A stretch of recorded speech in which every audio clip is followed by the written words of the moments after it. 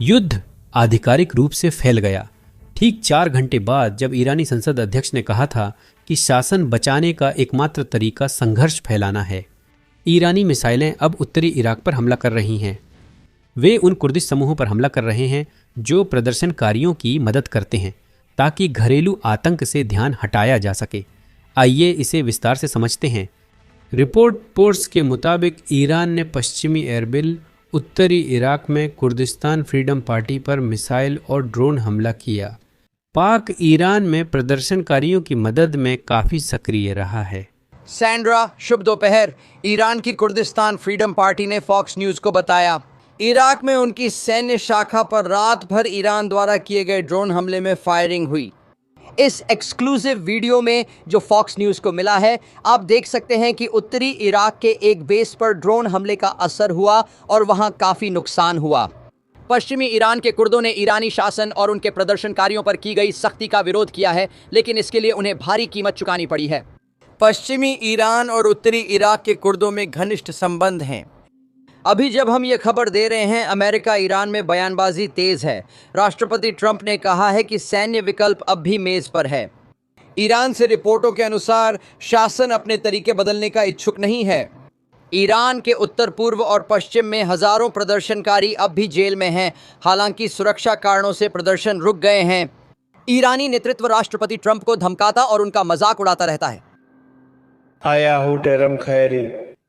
हम ट्रंप की डींगों पर ध्यान नहीं देते। वह जानता है कि अगर हमारे नेता पर हमला करने के लिए कोई हाथ उठाया गया तो हम न सिर्फ उस हाथ को निर्णायक और साहसिक तरीके से काट देंगे, यह सिर्फ बयानबाजी नहीं है, हम उनकी दुनिया में आग लगा देंगे और उन्हें कहीं सुरक्षित जगह नहीं मिलेगी। पीएके के मुताबिक हमले में एक सदस्य मारा गया, एक घायल हुआ। शासन ने 3 मिसाइलें व एक ड्रोन इस्तेमाल किया। यह सब तब हो रहा है जब ईरान में दमन जारी है और स्थिति और भयावह होती जा रही है। हाल ही में हमें एक रिपोर्ट मिली है जिसमें कहा गया है कि शासन ने एक व्यक्ति को सिर्फ राष्ट्रपति ट्रंप के इंस्टाग्राम अकाउंट को फॉलो करने के लिए गिरफ्तार कर लिया है। बस इतना ही, यही उसका एकमात्र अपराध था। सुनिए। उनका एक सक्रिय इंस्टाग्राम पेज था जिस पर पोस्ट किया जाता था। क्या स्पष्टीकरण है? आपके पास है? कुछ नहीं। मेरी बेटी सिर्फ एक युवा लड़की है, उसकी उम्र 18 साल है। शायद वहाँ महंगाई है। हाँ, वहाँ गरीबी है। क्या आप गरीब हैं? ईमानदारी से कहूँ तो हाँ, मैं हूँ। अब आपने कौन से अंतर्राष्ट्रीय पेज फॉलो किए थे? और जैसा कि मैंने बताया, रेजा पहलवी और ट्रंप वगैरह, मैं इन्हें फॉलो करता था। हाँ। आपने ट्रंप के पेज पर पोस्ट भेजी थी। इसके अलावा पुलिस प्रदर्शनकारियों को पकड़ने के जो तरीके अपना रही है वो सच में डरावने हैं और कहीं से भी आ सकते हैं। पिछले हफ्ते ईरानी सरकार ने प्रदर्शनकारियों को रोकने के लिए इंटरनेट बंद कर दिया, जिससे हालात बेकाबू हो गए।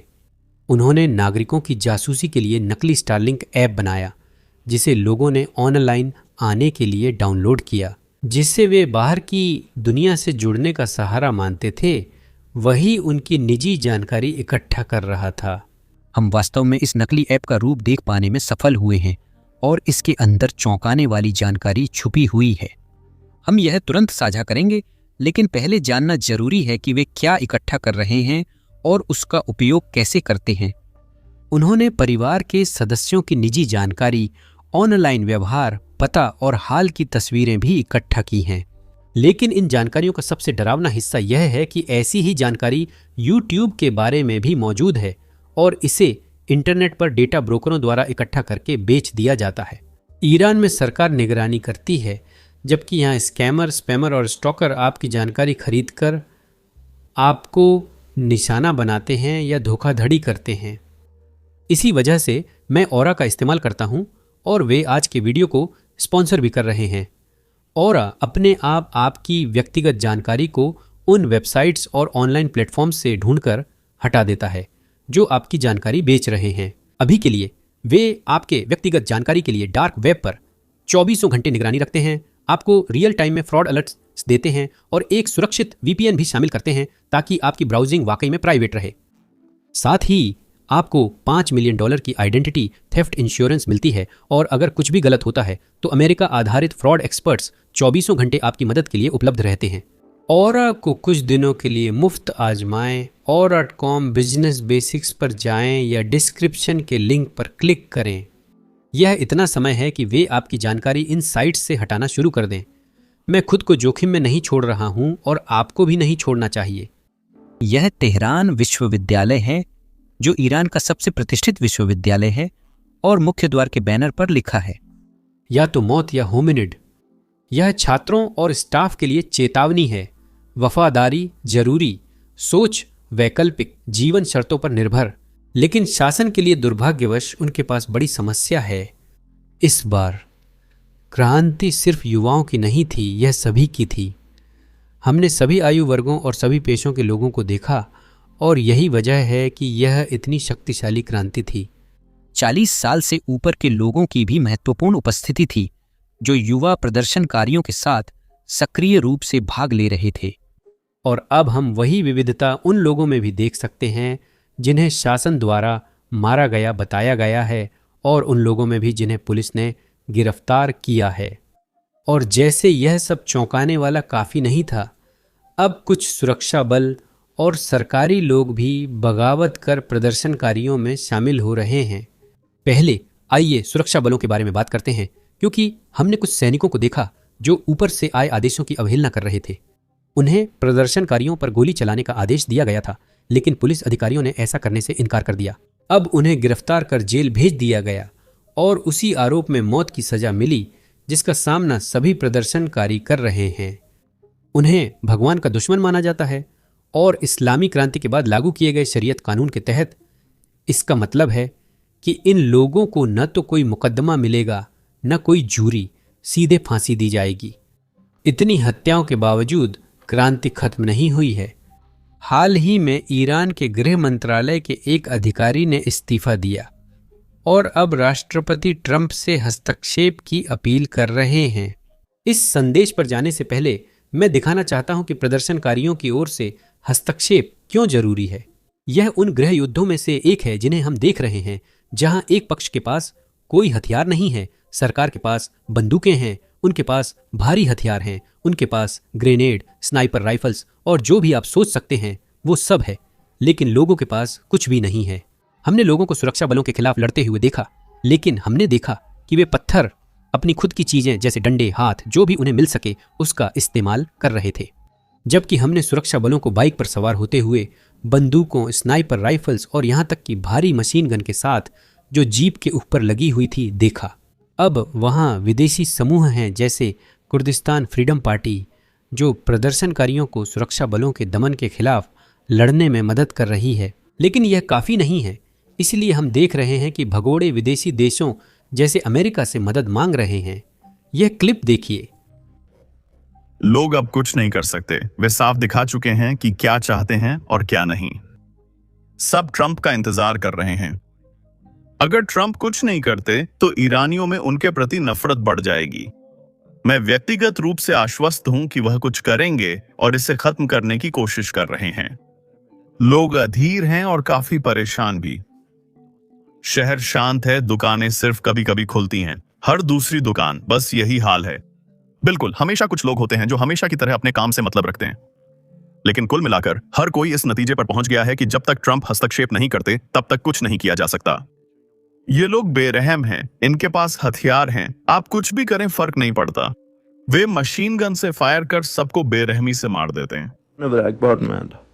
अब जब क्रांति अभी भी चल रही थी, हमने इस्लामी शासन की ओर से एक संदेश देखा जिसमें क्रांति के दौरान अमेरिकी राष्ट्रपति ट्रंप की हत्या का आह्वान किया गया था। ईरानी सरकारी मीडिया ने पेंसिल्वेनिया रैली की तस्वीर प्रसारित की जिसमें राष्ट्रपति ट्रंप पर जानलेवा हमला हुआ था और उस पर एक कैप्शन डाला, इस बार गोली नहीं चूकेगी। यह कोई इशारा नहीं बल्कि मौजूदा अमेरिकी राष्ट्रपति के खिलाफ सीधा हत्या का खतरा है जो पूरे ईरान में प्रसारित हुआ। एक शासन जो टीवी पर अमेरिकी राष्ट्रपति की हत्या की धमकी देता है, इराक पर बमबारी करता है और गोली चलाने से मना करने वाले पुलिसकर्मियों को फांसी देता है।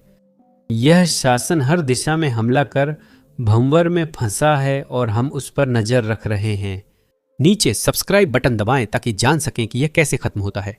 डोनाल्ड ट्रंप से एक इंटरव्यू में इस पर सवाल हुआ, उन्होंने जवाब दिया, रिपोर्ट्स हैं कि वे अभी भी हज़ारों प्रदर्शनकारियों को जिंदा जला रहे हैं और सप्ताहांत में आपके खिलाफ हत्या की धमकी दी थी। मुझे पता है कि आप इस पर ज़्यादा बात नहीं कर सकते। ईरान की लीडरशिप और सरकार लगातार उकसा रही है, धमकी दे रही है, खासकर पिछले सप्ताहांत के बाद। इस पर आपका क्या जवाब है? आपने कहा था अब ईरान में नई लीडरशिप का समय है। उन्हें ऐसा नहीं करना चाहिए था। मैंने चेतावनी दी है, अगर कुछ हुआ तो सब कुछ और देश तबाह हो जाएगा। तो हमने, आप जानते हैं, शुरू में बाइडेन को कुछ कहना चाहिए था जब उन्होंने बयान दिया था। हम हमेशा कहते थे बाइडेन कुछ क्यों नहीं कहते, क्योंकि उन्होंने कुछ नहीं कहा। राष्ट्रपति को अपना बचाव करना होता है। जैसे अगर मैं यहाँ होता और वे किसी को, भले ही वह राष्ट्रपति न हो, लेकिन किसी को वैसे ही धमकी दे रहे होते जैसे उन्होंने मुझे दी थी, तो मैं उन्हें ज़रूर बहुत ज़ोर से जवाब देता। मेरे पास सख्त निर्देश हैं, कुछ भी हुआ तो वे उन्हें ख़त्म कर देंगे। मैं बताना चाहता हूं कि राष्ट्रपति ट्रंप गलत हैं। चुनाव के दौरान जब खुफिया जानकारी से पता चला कि ईरान राष्ट्रपति ट्रंप की हत्या करने की कोशिश कर रहा था, राष्ट्रपति बाइडेन ने सार्वजनिक रूप से घोषणा की थी कि अगर ईरान ऐसा कुछ करता है तो यह युद्ध की कार्रवाई मानी जाएगी। यहाँ फॉक्स न्यूज़ की कवरेज देख सकते हैं। अगर आप अमेरिकी राजनीति फॉलो करते हैं तो जानते होंगे फॉक्स न्यूज़ राष्ट्रपति बाइडेन का समर्थक नहीं है, फिर भी उन्होंने इसे कवर किया। राष्ट्रपति बाइडेन की टिप्पणी से साफ था कि विदेशी देश अमेरिकी चुनावों में दखल नहीं दे सकते। अब हम जनरल डेविड पेट्रियस की ओर बढ़ते हैं, जो चैनलों के पसंदीदा हैं। वह बताते हैं कि इस्लामिक रिपब्लिक लगभग असहाय है और यह ऐसे समय में आ रहा है जब राष्ट्रपति ट्रंप ने स्पष्ट कर दिया है कि सैन्य विकल्प अभी भी मेज पर है। USS Abraham Lincoln South China Sea से मिडिल ईस्ट जा रहा है और हमारे पास अन्य सैन्य संसाधन भी हैं जिन्हें जरूरत अनुसार भेजा जा सकता है ताकि अमेरिका के पास विकल्प हों। इसीलिए यहाँ जनरल डेविड पेट्रियस इस स्थिति को समझा रहे हैं जिसमें इस्लामिक रिपब्लिक खुद को पाती है। सुनिए। इस वक्त ईरान पूरी तरह असहाय है। इजराइल ने उन्नत रूसी वायु और बैलिस्टिक मिसाइल रक्षा प्रणालियां नष्ट कर दी। इससे पहले कि अमेरिका 12 दिन की उस लड़ाई में शामिल हुआ, यह इजरायली पायलटों द्वारा उड़ाए गए F-35 से किया गया, जो इन विमानों के लिए बड़ी उपलब्धि है। आप पूरी तरह निश्चित नहीं हो सकते कि कोई एयरफ्रेम किसी खास वायु और बैलिस्टिक मिसाइल रक्षा प्रणाली के खिलाफ कैसा करेगा, खासकर S-300 जैसी मानी जाने वाली उन्नत प्रणाली के मामले में। उसने शानदार प्रदर्शन कर सभी को हरा दिया। जब तक आप भारी मशीन गन, एयर डिफेंस तोप या किसी चीज की रेंज से ऊपर लगभग 10,000 फीट रहते हैं, आप सुरक्षित रहेंगे। ईरान बहुत मुश्किल स्थिति में है और ये पहले की बात है। ईरान पर हाल ही में आर्थिक आपदाओं का नया दौर आया है, जिसमें मुद्रा भयानक स्तर तक गिर गई है और महंगाई डरावने स्तर तक बढ़ गई है और लोगों की क्रय शक्ति में काफी गिरावट आई है। और इस बार ईरान के पास इसके बारे में ज्यादा कुछ करने की क्षमता नहीं है। उनकी क्षमता बहुत कम है। लोगों ने हर महीने $7 अतिरिक्त देने की प्रतिबद्धता का मजाक उड़ाया है। इसका मजाक उड़ाया गया और आप जानते हैं उन्होंने जितना किया उतना कुछ भी महत्वपूर्ण नहीं है। पिछली बार प्रदर्शनों में उन्होंने कहा था कि हिजाब पहनना मना है और धार्मिक पुलिस सड़कों पर नहीं रहेगी। इससे कुछ देर भीड़ शांत हो गई थी।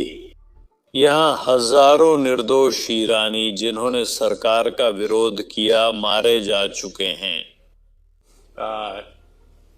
10,000 से भी अधिक लोगों को कैद किया गया है और वहां इतनी भारी मौजूदगी है कि अब यह प्रदर्शनकारियों की गतिविधियों में कमी लाने लगी है।